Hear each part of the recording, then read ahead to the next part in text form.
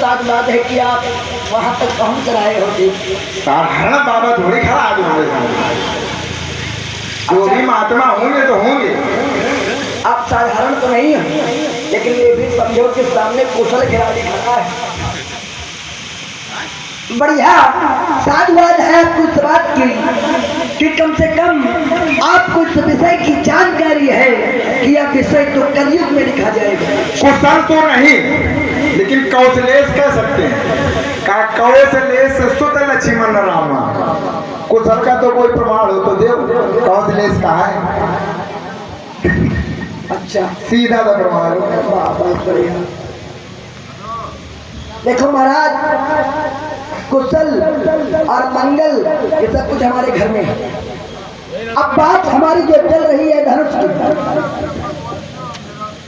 तो एक प्रमाण हमने पढ़ा था, तो आपने उस प्रमाण को किनारे किया और एक ग्रंथ से आपने भी चर्चा रखी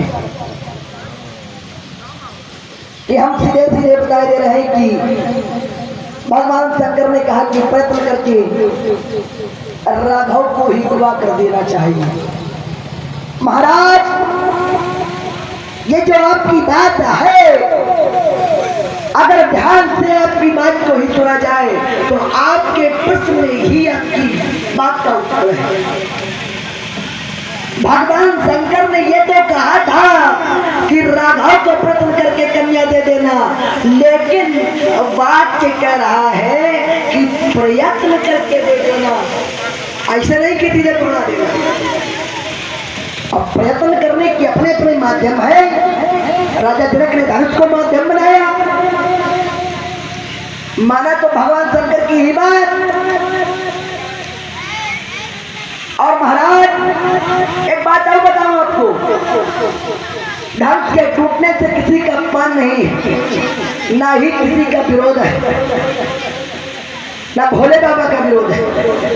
क्योंकि जिस समय जानकी जी गिरजा पूजन के लिए गई थी तो मैया पार्वती ने कहा था, जय जय गिरिवर राज किशोरी, जय महेश चंद्र चकोरी, जय गजबदन घरानन माता इत्यादि बातें कही थी। और कहा था, मन जाई राजो मिलई सोबर, सहज सुंदर सावरो, जो तुम्हारे मन में रचा है वही मिलेगा, जो तुमने अपने मन में रमा लिया है वही तुमको मिलेगा।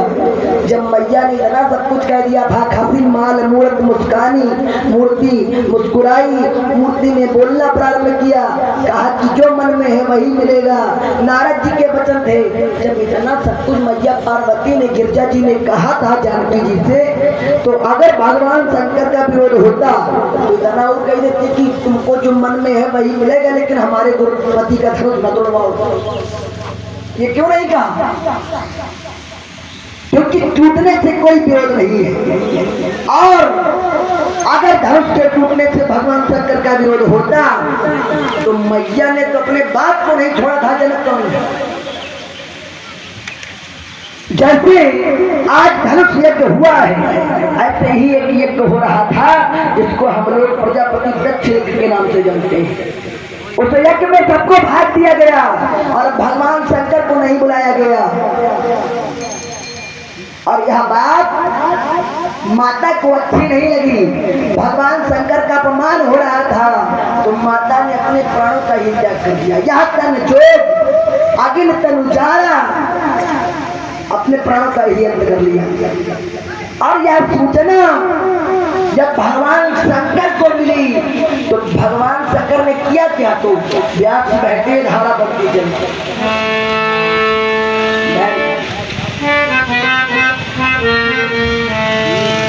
जिस समय मैया सती ने प्राणों की आहुति दे दी तो भगवान शंकर को समाचार मिला तो हुआ क्या?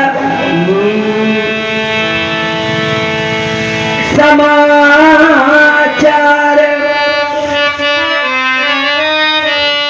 जब शंकर पाए, वीर भद्रकरी को तो पठाए। समाचार जब शंकर पाए तो वीर भद्रकरी को पठाए, वीरभद्र को भेजा। और हुआ क्या? यज्ञ में अंकित हो रहा था, यज्ञ विरोध में हो रहा था, तो शास्त्र में लिखा समाचार जब शंकर पाए कि वीरभद्र करी को पठाए। अब अगर धनुष टूटने पर अनुचित हुआ है, अपराध हुआ है, तो समाचार जब शंकर पाए तो हम बात आपकी माने ले रहे हैं। एक प्रमाण पड़ता हो जिससे यह सिद्ध हो जाएगा कि धनुष को तोड़ करके कोई अपराध नहीं किया गया है। धनुष तोड़ने वाले ने धनुष को तोड़ा तो हुआ क्या? मही पाताल नाक यश प्यापहा अमुखो भरिय भर जो चापा।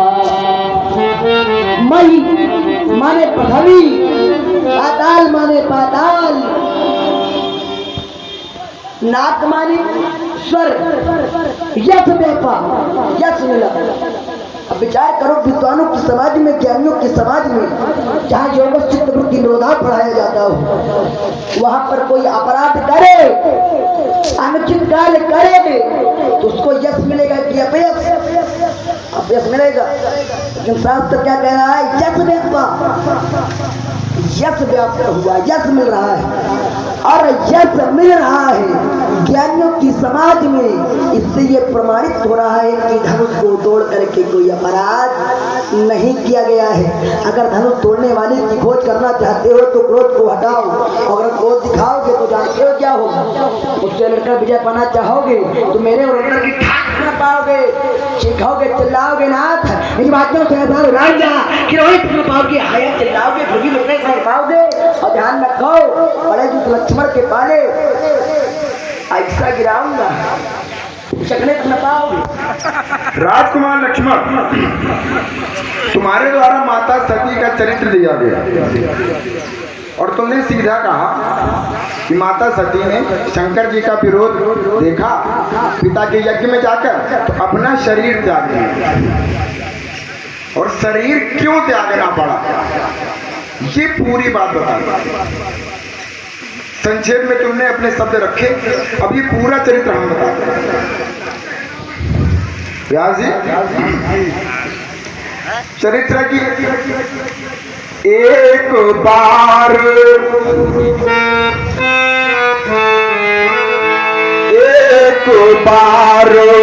त्रेता जुग माही शंभु गए कुंभज ऋषि पाई। और अकेले शंभु नहीं तो का संग सती जग जननी भवानी पूजे ऋषि अखिलेश्वर जानी। तो भोले बाबा कुंभज ऋषि के पास क्यों गए? ऊपर कैलाश पर्वत में निवास करते हैं भोले बाबा, लेकिन राम कथा सुनने के लिए वो कैलाश से नीचे आए। तो यहाँ पे एक सिद्धांत निकलता है कि श्रोता को बड़ा ही सरल होना चाहिए और वक्ता कितना भी बड़ा हो, अगर सत्संग की बात आती है, कथा की बात आती है तो उसे अपने मान को त्याग करके नीचे आना चाहिए, तब राम कथा का अमृत प्राप्त होता है। और वहां पे राम कथा सुनने गए तो माता सती को भ्रम हो गया। भ्रम क्या हुआ कि यहाँ पे श्रोता वक्ता की पूजा करता है, लेकिन भोलेनाथ के चरित्र में क्या हुआ कि वक्ता ने श्रोता की वंदना की, तो माता को भ्रम हो गया। क्या रे, जब वक्ता श्रोता की वंदना कर रहा है तो ये क्या राम कथा सुनाएंगे? तो माता ने सुनी नहीं। तो वहां पे सुना किसने? तो कहा सुनी महेश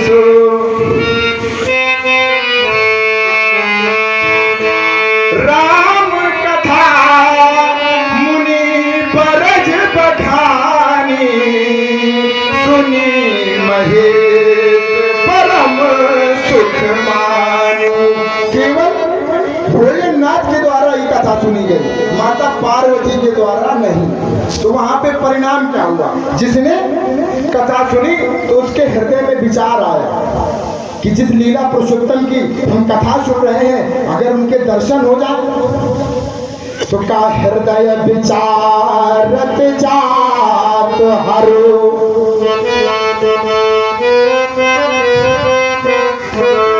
कही विधि दर्शन हो, गुप्त रूप प्रभु अवतरो, जान गए सबको। प्रभु ने जन्म ले लिया है, अगर मैं दर्शन करने जाऊंगा तो उनकी लीला में विघ्न हो जाएगा। और लीला क्या चल रही थी? तो दंडकारण्य में भगवान राम थे,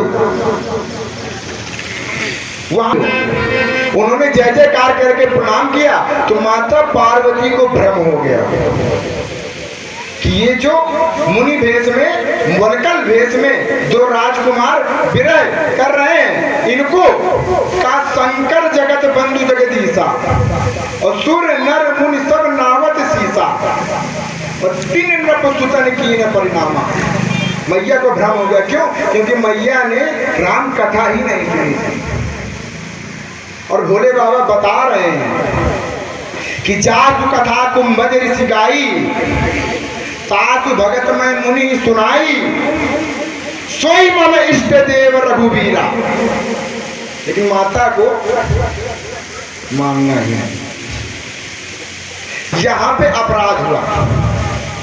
भोलेनाथ ने कहा कि अगर देवी तुमको विश्वास नहीं हो रहा है तो जाकर परीक्षा ले लो। और कहा कि विवेक से विचार कर परीक्षा लेना।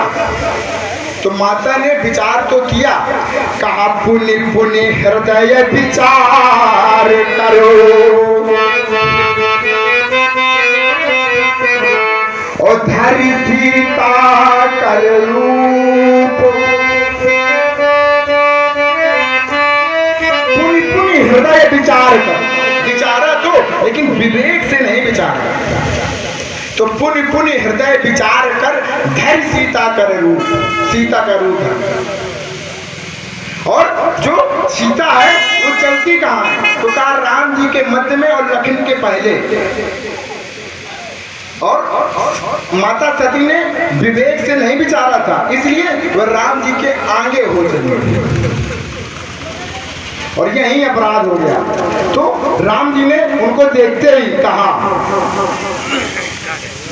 बहुरी कहा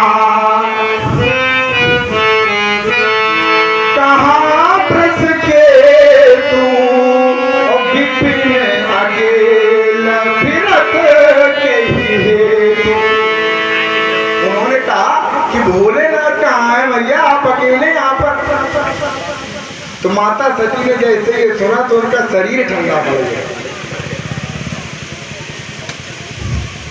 फिर वो भोलेनाथ के पास पहुंची और उन्होंने भोलेनाथ से कहा, भोलेनाथ ने पूछा कि सती तुमने परीक्षा ले ली? तो माता ने असत्य कहा कि मैंने आपकी तरह ही प्रणाम करके आ गई हूँ, मैंने कोई परीक्षा नहीं ली है।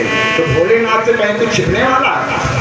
तो कहा तब शंकर देखे वधरि ध्याना, सती जोखिम चरित सब जाना। सती के द्वारा जो चरित किया गया था वो जान लिया। तो कहा क्या चरित किया गया? तो कहा सती कीन सीता कर, सती ने सीता का वेश बनाया। तब उन्होंने मन ही मन में त्याग दिया कि यह तन सती भेंट अब ना। फिर शंकर जी वहां पहुंचे हिमाचल। हिमालय पहुंचने के बाद उन्हें शंकर सहजो स्वरूप समारा, लागी समाधि अखंड अपारा। समाधि अखंड अपार लगाकर बैठ गए। और माता सती की गति वहां क्या होगी का युग सम दिवस श्राम, एक एक दिन की गणना युग से की गई है। फिर 87,000 वर्ष पूर्व भोलेनाथ की समाधि जुटी। तो कहा बीते संबत सहस्र 87 तजी समाधि शंभु अविनाशी। ओ राम राम शिव सुमिरन लागे, जानव सती जगत पति जागे। सती ने देखा कि अब जगतपति जग गए हैं, तब पत्नी का स्थान क्या होता है, का ब्राह्मण। लेकिन जब बाबा ने त्याग दिया था तो सन्मुख शंकर आसन दी और बाबा ने राम कथा पुनः प्रारंभ की। लेकिन माता सती का राम कथा सुनने में तब भी मन नहीं लगा। तो का सती बिलो के व्योम विमाना, सती देख रही है, अभी कहा जाता हवाई जहाज। तो माता सती के द्वारा आकाश विमान को देखा जा रहा है, राम कथा नहीं सुनी जा रही है। तब उन्होंने भोलेनाथ से पूछा कि ये सभी सुर कहाँ जा रहे हैं, सकल सुर जाए ज्ञान बनाई, कहाँ सुर जा रहे हैं। तब उन्होंने कहा कि देवी तुम्हारे पिता कनखल, हरिद्वार में एक ग्राम पड़ता है कनखल, वहाँ पर प्रजापति दक्ष के द्वारा यज्ञ किया जाता है, यज्ञ किया जा रहा है और उन्होंने हमको निमंत्रण नहीं दिया। तो उन्होंने कहा कि यद्यपि 4 जगह बिना निमंत्रण के जाना चाहिए, पिता गुरु मित्र 3 जगह बिना निमंत्रण के जाना चाहिए। लेकिन भोले बाबा ने कहा कि यद्यपि विरोध मान का कोई, अगर वहां पर विरोध हो रहा हो तब नहीं जाना चाहिए। लेकिन माता सती मानने वाली है। माता सती गई, भोलेनाथ ने कुछ प्रमुख गण दिए और भेजे। वहां पर जाकर उन्होंने देखा, तब सती जाए देखे जब जागा और कतौ नदी के सम्मुख कर भागा।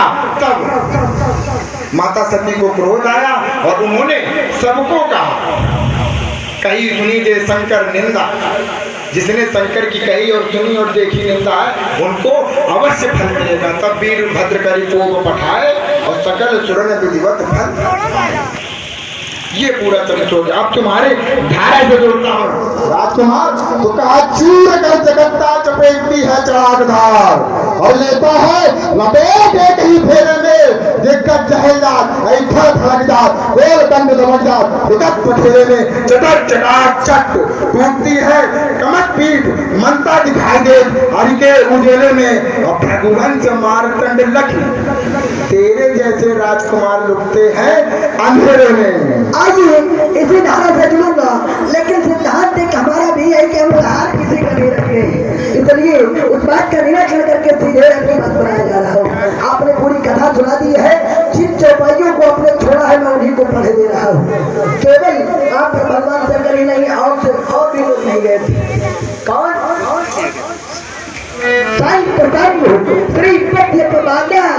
मिट्टी जहाँ आप मर जादा, काटी जीप ताज जो बताई और नयन मूद न तो चली भराई। जहाँ पर भगवान शंकर और विष्णु का अपमान हो रहा हो, विरोध कर देना चाहिए और विरोध करने की सामर्थ्य ना हो तो वहां से चल देना चाहिए। लेकिन यहाँ पर क्या भगवान शंकर का विरोध हो रहा है ना, और आपने जो पूरी कथा सुनाई है उस कथा में भगवान शंकर का विरोध हो रहा है। और आपको इस कथा से सीखना ये चाहिए कि हमारे गुरुदेव भगवान कैसे जानते हैं। तनु तोड़ने वाले को जानने आए हो। और मैया सती ने जब कहा था कि कछुने परीक्षा नील गुसाई, तीन प्रणाम तुम्हारे इनाई, भगवान शंकर को भी एक प्रश्न उठा कि मैं कैसे जानूं, जैसे आप जानने आए हो धनु तोड़ने वाले को। तीन विचारा प्रभु अवतरे वो हरण भई। तो गुरुदेव आपने जानते हैं ध्यान से, हमारे गुरुदेव विचार थे और तुम गुरुदेव के सच्चे भक्त बन रहे हो। जय जय पंचायती रामलीला।